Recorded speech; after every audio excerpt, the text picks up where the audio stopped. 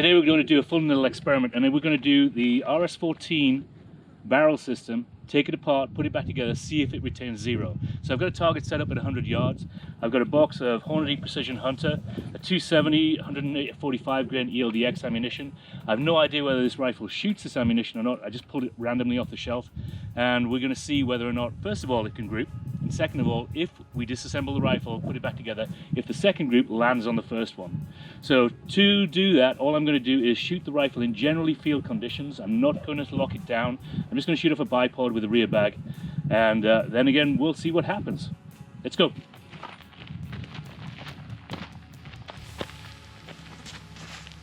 Okay, we're going to fire a 3-round group, then we're going to run down range, check our target. But before that, we're going to disassemble the rifle, lay it out on the mat, and then put it back together when we come back.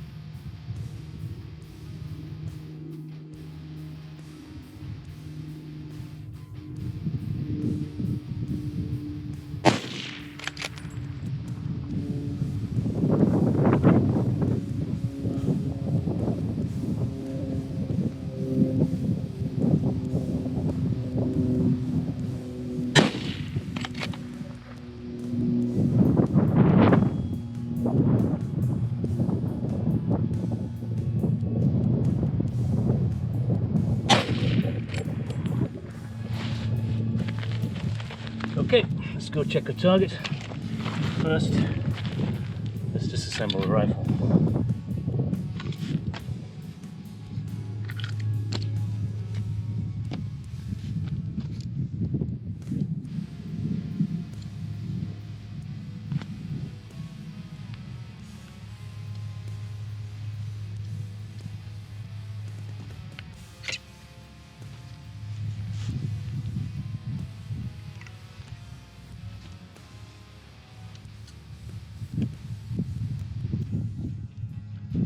Okay, that's the rifle completely disassembled. Let's go check the target. Okay, 3-round group, right about an inch. A little bit left to center and high because, you know, I wanted to zero it around about 150 yards. So we're at 100 right now, and that's our 3-shot group. Normally I like shooting more than that. I shoot a minimum of 5-shot groups, but on a lightweight sporter barrel like that, I don't want to shoot any more because otherwise it'll start opening up groups, and that's across the board. You'd expect that with any barrel. So right about a 1-inch group for that. That Hornady Precision Hunter 270 ammunition, and let's go put the rifle back together and see how the next group shoots. Somewhere down range. I'm just gonna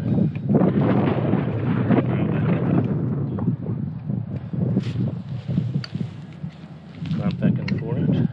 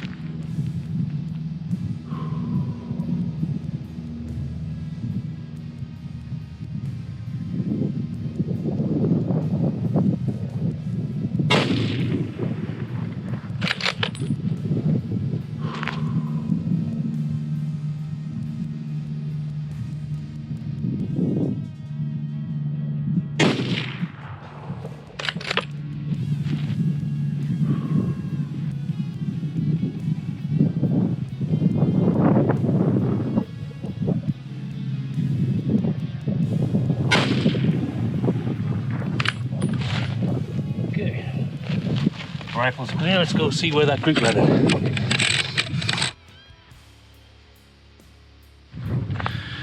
And there we can see, landed right on top of the old one. The 1, 2, and then stack 2 in there. So on top of the initial group. So as you can see, that is fairly consistent. Would I hunt with that straight out of the box? Yep, absolutely would. The second part of our experiment this morning, I'm going to swap out the 270 barrel for a 308 barrel and see where we can expect the point of aim, point of impact shift to go. Shooting something completely different. So I'm shooting 175 grain bullets out of a 308. The 308 barrel doesn't have a muzzle device. It's also been shortened. This is my own personal barrel. I've chopped it to 18 inches. So I would expect there to be a fairly significant shift at this point, but I don't know. Let's try it.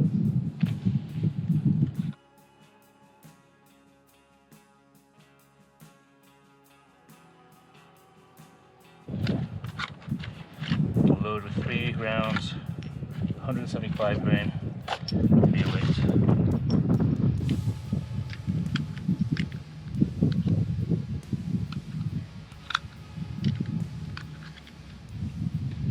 Alright, let's see where this group's.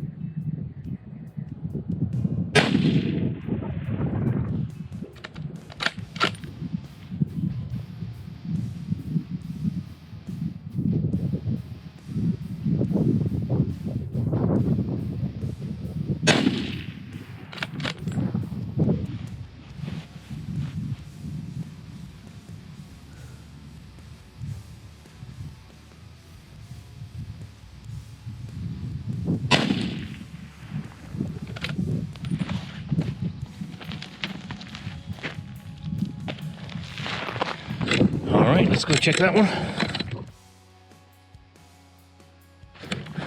Yep. Okay, 1, 2, 3.